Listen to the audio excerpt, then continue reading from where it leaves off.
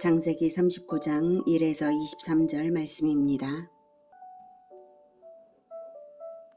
39장. 요셉이 이끌려 애굽에 내려가매 바로의 신하 친위대장 애굽 사람 보디발이 그를 그리로 데려간 이스마엘 사람의 손에서 요셉을 산이라. 여호와께서 요셉과 함께 하심으로 그가 형통한 자가 되어 그의 주인 애굽 사람의 집에 있으니 그의 주인이 여호와께서 그와 함께 하심을 보며 또 여호와께서 그의 범사에 형통하게 하심을 보았더라. 요셉이 그의 주인에게 은혜를 입어 섬기매 그가 요셉을 가정 총무로 삼고 자기의 소유를 다 그의 손에 위탁하니 그가 요셉에게 자기의 집과 그의 모든 소유물을 주관하게 한 때부터 여호와께서 요셉을 위하여 그 애굽 사람의 집에 복을 내리심으로 여호와의 복이 그의 집과 밭에 있는 모든 소유에 미친지라. 주인이 그의 소유를 다 요셉의 손에 위탁하고 자기가 먹는 음식 외에는 간섭하지 아니하였더라. 요셉은 용모가 빼어나고 아름다웠더라. 사랑하는 형제 여러분, 5월 16일 월요일 저녁 묵상에 오신 것을 환영합니다. 38장에서는 유다가 가나안 여자의 소생인 두 아들을 잃고 며느리 다말을 통해 쌍둥이 아들을 얻는 과정을 보았습니다. 창세기 37장에서 50장까지는 선민 이스라엘이 애굽으로 들어가는 길이라는 주제로 묶여 있습니다. 거의 요셉을 중심으로 진행되어 갈 것인데요. 38장의 유다 이야기는 동떨어진 삽입 기사가 아니라 앞으로 벌어질 이야기 속에서 더욱 의미심장하게 작용될 것입니다. 38장에서 아들들을 잃은 유다의 경험은 나중에 애굽 총리 앞에서 동생 베냐민 대신 노예가 되겠다고 십자가를 지는 그 정신적 자원이 됩니다. 아들을 잃어서 애통할 아버지 생각에 그럴 수 있었던 것이죠. 그리고 37에서 50장에 아까 요셉을 중심으로 애굽으로 들어가는 길이 진행이 되어 간다고 했는데요. 요셉의 사명은 요셉 자신은 지금은 처음에는 정확하게 알지 못했겠지만 요셉이 이집트로 먼저 가게 된 것은 바로 이스라엘을 이집트로 이끌어 들이시는 하나님의 인도하심입니다. 성경 전체를 조망하면서 부분을 볼 때에 비로소 보이는 구속사의 진실이 있습니다. 이집트로 이스라엘이 가게 되는 것은 그 다음 출애굽을 예정한 것이고 출애굽 때까지의 이스라엘의 번성을 위하여 하나님께서 아브라함에게 주신 그 언약대로 이루어 가시는 것이죠. 성경 전체를 조망해야만 부분이 이해가 되는 것입니다. 오늘 39장은 다시 요셉의 이야기로 돌아왔어요. 37장에서 형들에게 미움받아 죽을 뻔하고 이집트의 노예로 팔려갔죠. 요셉 인생에 아물란 먹구름이 끼었다고 생각이 되는데요. 2절에서 여호와께서 요셉과 함께 하심으로 그가 형통한 자라고 말합니다. 요셉이 바로의 친위대장 보디발의 집에 간 것부터가 형통이었습니다. 그 이후 되어가는 모든 일이 형통했고요. 그러면 형통이란 무엇일까요? 형통은 하나님의 선하신 계획대로 일이 복되게 이루어져 가는 것이 형통입니다. 새 속에서 출세하는 것이 형통이 아닙니다. 이 땅에서가 아니라 진정으로 영원한 복이 되도록 하나님의 계획이 이루어져 가는 것, 그것이 형통입니다. 요셉이 형통했다는 것은 결국 하나님께서 이스라엘을 이집트로 이끌어 들이고자 하는 그 계획대로 이스라엘에게 형통이 되어가고 있는 것입니다. 자, 그러면 형통의 조건은 무엇일까요? 요셉 개인으로 볼 때 먼저는 하나님이 함께 하심, 이것이 형통의 조건입니다. 사실 하나님은 우주 전체 어디에든지 가득하게 편재하신 분이십니다. 그러면 누구에게나 똑같지 않은가 싶을 텐데요. 하나님이 누구에게나 함께하는 게 아니냐 이런 생각이 드는데 하나님은 무심한 바위돌이 아니시죠. 구워다 놓은 보릿자루가 아니시잖아요. 내가 하나님과 함께 있는 그 마음이 내게 있어야 하는 것이죠. 그래서 하나님과 늘 대화하고 하나님과 함께 동행하고 있는 것, 이것이 하나님이 함께 하신 것입니다. 형통의 조건 두 번째는요, 하나님 앞에서 즐거워하는 것입니다. 그러면 형통합니다. 하나님의 계획대로 순종이 되는 자가 하나님 앞에서 즐거워하죠.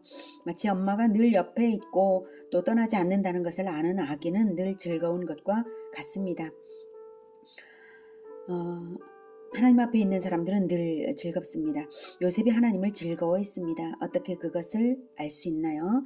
3절 보면 알 수 있죠. 그의 주인이 여호와께서 그와 함께 하심을 보며 또 여호와께서 그의 범사에 형통하게 하심을 보았더라. 네, 보디발 장군의 눈에 보였다는 것입니다. 보디발이 하나님을 믿는 사람이 아닌데 그 눈이 보았다는 것은 요셉이 하나님의 백성이라는 자기 정체성을 아주 즐겁게 나타내고 있었다는 증거입니다. 예, 나는 하나님을 믿습니다. 하나님은 정말 좋은 분이시고 또 나를 아주 많이 사랑하십니다. 이렇게 하나님 자랑을 하며 살았을 것입니다.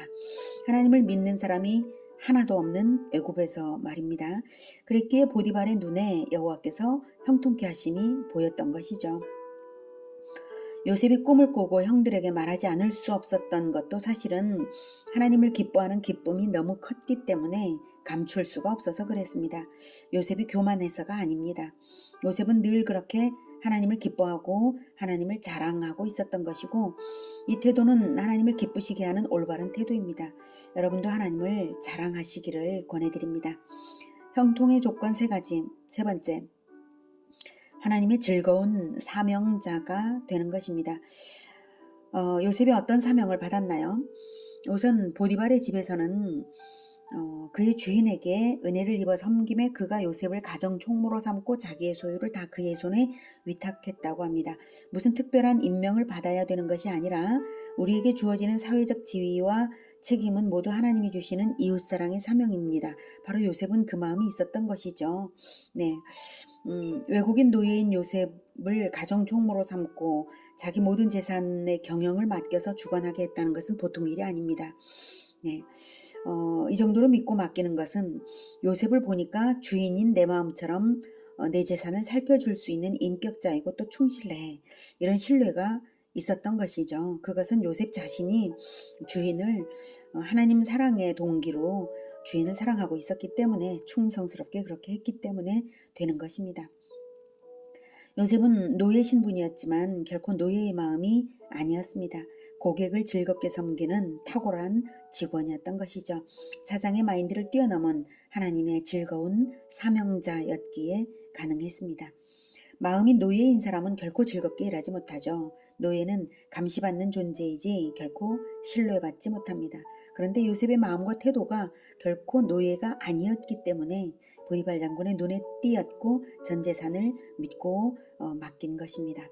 어떻게 요셉이 그런 즐거운 마음, 자발적 충성심을 가질 수 있었을까요? 형들에게 살해당할 뻔한 충격을 극복하고 말입니다. 죄 없이 노예로 팔린 억울한 신세를 원망하지도 않고 말입니다. 타국에 와서 의지할 사람 하나 없고 서럽고 외롭고 슬플 텐데 그런 것을 다 극복하고 말입니다. 넘어져도 곧 일어나는 오뚜기처럼 절대로 안 찌그러지고 바로바로 회복되는 그 탄력성을 어떻게 가질 수 있었을까요? 그것은 하나님이 주신 2가지 꿈, 그 꿈을 가졌기 때문입니다. 형제들의 곡식단이 자기의 곡식단에게 절하는 꿈, 해와 달과 11개의 별이 자기에게 절하는 꿈, 바로 그 2가지 꿈을 잃지 않고 품어서 늘 묵상하고 있었기 때문입니다. 하나님이 주신 특별한 비전이잖아요. 그 특별한 운명으로 자기가 내던져진 이유가 바로 그 특별한 비전 때문이다 라고 요셉은 생각하고 있었던 것입니다. 그 꿈을 잃지 않았기에 자기 운명을 사랑했습니다. 하나님이 주신 비전을 잃어버리지 않는 것, 이것이 가장 큰 응원이 되고 무너지지 않는 지지가 되었고 사람에게 배신을 당하든 버림을 당하든 관계없이 오직 하나님 한 분만으로 즐거워하면서 모든 것을 노예의 마음이 아니라 주인의 마음으로 할 수 있었던, 즐겁게 할 수 있었던 비결이었던 것입니다. 그것이 아니라면 도대체 무슨 지지력이 요셉에게 있었겠습니까? 예, 그래서 그 꿈을 생각할 때마다 요셉은 하나님이 자기를 얼마나 사랑하시는지 알게 되고 그 꿈에 합당한 사람이 되겠노라고 다시금 하나님 앞에 서게 된 것입니다. 하나님의 꿈을 내 꿈으로 품은 사람은 즐겁고 충성스럽고 거룩해지는 것입니다. 이런 사람은 자기도 복받고 주변 사람들도 복받게 하는 영향력이 있습니다. 하나님이 그렇게 하시죠. 그래서 5절과 같이 하십니다.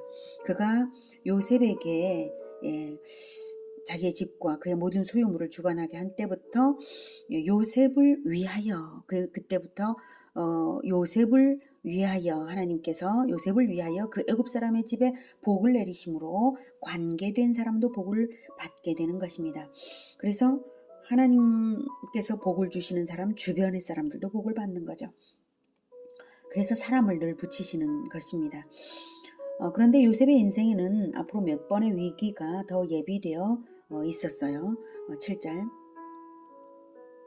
그 후에 그의 주인의 아내가 요셉에게 눈짓하다가 동침하기를 청하니 요셉이 거절하며 자기 주인의 아내에게 이르되 내 주인이 집안의 모든 소유를 간섭하지 아니하고 다 내 손에 위탁하였으니 이 집에는 나보다 큰 이가 없으며 주인이 아무것도 내게 금하지 아니하였어도 금한 것은 당신뿐이니 당신은 그의 아내임이라. 그런즉 내가 어찌 이 큰 악을 행하여 하나님께 죄를 지으리이까. 여인이 날마다 요셉에게 청하였으나 요셉이 듣지 아니하여 동침하지 아니할 뿐더러 함께 있지도 아니하니라. 그러할 때에 요셉이 그의 일을 하러 그 집에 들어갔더니 그 집 사람들은 하나도 거기에 없었더라. 그 여인이 그의 옷을 잡고 이르되 나와 동침하자.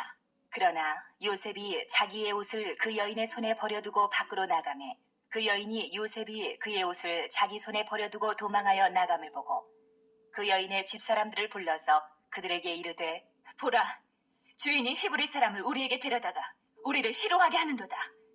그가 나와 동침하고자 내게로 들어오므로 내가 크게 소리질렀더니 그가 나의 소리질러 부름을 듣고 그의 옷을 내게 버려두고 도망하여 나갔느니라 하고 그의 옷을 곁에 두고 자기 주인이 집으로 돌아오기를 기다려 이 말로 그에게 말하여 이르되 당신이 우리에게 데려온 히브리 종이 나를 희롱하려고 내게로 들어왔으므로 내가 소리질러 불렀더니 그가 그의 옷을 내게 버려두고 밖으로 도망하여 나갔나이다. 그의 주인이 자기 아내가 자기에게 이르기를 당신의 종이 내게 이같이 행하였다 하는 말을 듣고 심히 노한지라. 이에 요셉의 주인이 그를 잡아 옥에 가두니 그 옥은 왕의 죄수를 가두는 곳이었더라. 요셉이 옥에 갇혔으나 네, 보디발 장군의 아내가 요셉에게 동침하기를 청한 이 사건은 요셉이 정말로 하나님 앞에서 살아가는 신앙이었다는 것이 그 위기 속에서 오히려 증명되는 사건이었습니다. 그 당시 애굽은 성적으로 타락해 있었고 요셉의 나이는 약 27세 정도의 젊은 청년이 되어 있었는데요. 보디발 장군의 아내가 요셉을 유혹했는데 자기가 모시는 사모님으로 거절하기 어려울 수 있었어요. 그런데 요셉이 거절을 하는데요. 거절의 이유를 똑부러지게 말합니다. 9절. 이 집에는 나보다 큰 이가 없으며 주인이 아무것도 내게 금하지 아니하였어도 금한 것은 당신뿐이니 당신은 그의 아내임이라. 그런즉 내가 어찌 이 큰 악을 행하여 하나님께 죄를 지으리까. 하나님께 죄를 지으리까. 언제나 하나님 앞에 있었죠. 네, 주인에 대한 신의와 맡은 바 책임에 대한 중대성, 그리고 부부의 도리, 그리고 자기가 하나님 앞에 있음, 이 네 가지 근거를 들어서 거절했습니다. 그럼에도 불구하고 보디발 장군의 아내는 집요하게 날마다 유혹을 했고요. 그리고 어느 날은 마침 집안에 사람들이 없을 때 요셉의 옷을 붙잡고 동침하기를 요구했어요. 위기의 순간에 요셉은 바깥으로 도망쳤는데요. 여자가 옷을 붙잡았기 때문에 옷이 벗겨져서 여자의 손에 남겨졌어요. 하지만 요셉은 도망치는 것이 급선무였죠.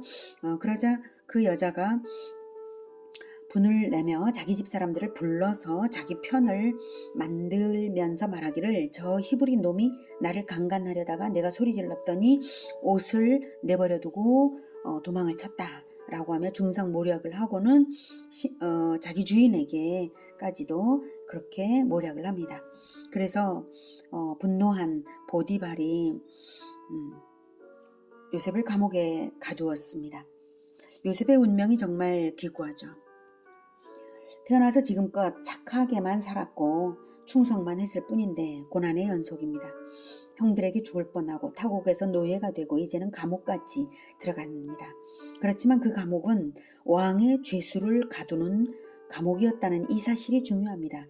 하나님께서 요셉을 왕 앞에 세우시기 위해 감옥에서의 만남을 준비하시는 것입니다. 감옥이 아니라면 왕의 죄수, 즉 왕의 고관들을 어떻게 만나겠습니까? 그리고 왕 앞에 어떻게 부름받아 나갈 수가 있겠습니까? 하나님께서 바로 그 미래를 준비하고 계신 것입니다. 또한 그럼에도 불구하고 요셉이 즐거울 수 있었다는 사실입니다. 요셉은 하나님 앞에서 즐거웠습니다. 결코 낙심하지 않았어요. 21절. 여호와께서 요셉과 함께 하시고 그에게 인자를 더하사 간수장에게 은혜를 받게 하시매 간수장이 옥중 죄수를 다 요셉의 손에 맡김으로 그 재반 사물을 요셉이 처리하고 간수장은 그의 손에 맡긴 것을 무엇이든지 살펴보지 아니하였으니 이는 여호와께서 요셉과 함께 하시니라. 여호와께서 그를 범사에 형통하게 하셨더라. 여호와께서 자기와 함께 하신다는 것을 잘 알았고요. 요셉은 여전한 즐거움으로 간수장을 섬기고 죄수들을 재반 사물을 맡아 섬겼던 거예요. 감옥이라는 곳은 무서운 곳 아닙니까? 어떻게 죄수들을 죄수에게 맡길 수가 있었겠어요? 요셉이 간수장의 특별한 총애를 받은 것은 하나님의 은혜가 먼저 있었기 때문이고요. 또 요셉의 긍정성과 성실성 때문에 두터운 신뢰를 받은 것입니다. 생각하기에 따라서는 그래봤자 감옥인데 거기서 수고롭게 봉사해서 무슨 이익을 볼 게 있겠나 이렇게 생각할 수도 있는데요. 그러니 요셉의 훌륭함이 더욱 돋보이죠. 하나님이 요셉을 자랑스러워하는 것이고 하시는 것이고 그러니 하나님이 언젠가는 세상에 높이 들어올려 자랑하시지 않겠습니까? 감옥에서의 섬김은 여호와께서 범사에 형통하게 하신 결과라고 성경이 말하고 있습니다. 그리고 이 형통은 이스라엘을 위한 형통이고 그리고 하나님의 계획이 이루어지는 형통입니다. 예수님이 바로 그렇게 천국의 관점으로 보면 감옥 같은 이 땅에 기꺼이 내려오셨고 죄수들을 기꺼이 섬기셨습니다. 하나님의 극진한 사랑을 받는 외아들 예수님이 자발적으로 성육신에서 온갖 수모를 당하셨습니다. 그래서 하나님이 높이 들어 올리셨습니다. 십자가가 바로 그것이고 부활과 승천이 바로 그것입니다. 내려진 후에 들어 올려지는 것입니다. 그리고 비로소 교회가 탄생한 것은 언약의 성취였습니다. 지극히 사랑받던 귀한 아들 요셉은 비록 말할 수 없는 고난 가운데 버려졌지만 자기가 있는 곳 어디서든지 하나님 앞에서 하나님과 함께 즐거워했고 주어지는 무슨 일이든지 하나님의 청지기로서 즐겁게 성실 봉사했습니다. 형통이란 내 짧은 안목으로 편리한 것이 형통이 아닙니다. 가장 좋은 것을 준비하시는 하나님의 계획이 이루어지는데요. 그 가장 좋은 것은 나만을 위한 가장 좋은 것이 아니라 하나님을 위해 좋은 것, 천국을 위해 좋은 것, 그 가장 좋은 계획을 하나님께서 이루어 가십니다. 그것이 형통입니다. 예수님의 십자가가 인류 구원을 위한 형통입니다. 요셉의 형통은 이스라엘의 구원을 위한 형통입니다. 이스라엘의 구원을 위한 형통인 줄을 요셉은 알고 있었을까요? 네, 알고 있었음이 분명합니다. 요셉은 자기에게 주신 두 가지 꿈과 자신에게 닥친 이해되지 않는 운명과 증조할아버지 아브라함에게 주신 언약을 연결시켜 묵상하고서 자기에게 닥치는 운명의 비밀을 알고 확신하고 있었던 것이 분명합니다. 이후에 창세기 50장까지 이어지는 모든 과정에서 요셉이 나타내는 태도가 그 확신을 뒷받침합니다. 요셉은 하나님의 계획을 분명히 내다보고 있었던 것입니다. 이스라엘이 이집트로 들어가서 400년을 살고 출애굽할 것을 내다보고 있었습니다. 이미 증조할아버지 아브라함에게 주신 언약에서 알려주셨으니 의심할 것도 없었습니다. 창세기 15장 13에서 16절에 그 언약을 볼게요. 여호와께서 아브라함에게 이르시되 너는 반드시 알라 내 자손이 이방에서 계기되어 그들을 섬기겠고 그들은 400년 동안 내 자손을 괴롭히리니 그들이 섬기는 나라를 내가 징벌할지며 그 후에 내 자손이 큰 재물을 이끌고 나오리라. 네, 출애굽을 예언해 주시는 말씀이시죠. 너는 장수하다가 평안히 조상에게로 돌아가 장사될 것이요. 그래서 수백 년 후에 일어날 일입니다. 내 자손은 4대 만에 이 땅으로 돌아오리니 이는 아모리 족속의 죄악이 아직 가득 차지 아니함이니라 하시더니 네. 이렇게 600년 전 증조할아버지 아브라함이 받은 언약대로 하나님이 이끌어 가시는 것을 요셉은 알았습니다. 그리고 그 하나님의 언약은 그 이후에 또한 하나님께서 언약하신 그 가나안 족속들의 땅 19절부터 보면 겐 족속 그니스 간몬 헷 브리스 르바 아모리 가나안 기르가스 여부스 족속의 땅 그 가나안 땅을 주시기 위하여 하나님께서 준비하시는 과정이라는 것도 요셉은 알았겠죠. 그러니 우리도 하나님이 이끌어 가시는 그대로 우리에게 천국을 주시기 위해서 새하늘과 새 땅을 주시기 위해서 우리를 구원하셨고 그리스도의 백성 삼으셨고 때로는 억울하게 보이고 때로는 힘들어 보이는 이 땅에서의 사명자로서의 삶을 살게 하시는 것입니다. 그러니 하나님께서 이끌어 가시는 그대로 그저 하나님이 나를 사랑하시는 것을 철석같이 믿고 어떤 억울한 고난이 닥쳐도 하나님 앞에서 즐거워하고 맡은 바 사명을 즐겁게 최선을 다해 수행하십시오. 그러면 최고의 미래가 반드시 열리는 것입니다. 예수님께서 하늘과 땅의 모든 권세로서 형통케 하시기 때문입니다. 할렐루야. 기도하겠습니다.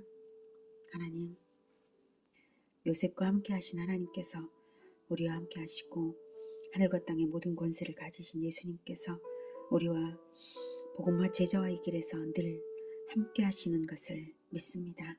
감사드립니다. 이스라엘이 받은 그 가나안 땅보다도 훨씬 더 좋은 새하늘과 새 땅, 영원한 땅 우리에게 약속하시고 그리고 모든 것을 다 이미 십자가에서 이루셔서 우리는 예수님을 따라가기만 하면 되는 이 땅에서의 이 길이 결코 고난이 아닙니다. 그 어떤 고난도 고난이 아닙니다. 하나님, 우리가 오직 주 예수님을 바라보면서 따라가겠습니다. 요셉처럼 즐거운 사명자가 되어서 주님과 함께 늘 가겠습니다. 주님, 우리를 도와주시고 흔들림 없이 갈 수 있게 도와주시옵소서. 예수님의 이름으로 기도드립니다. 아멘. 이어지는 시간은 개인 기도 시간입니다.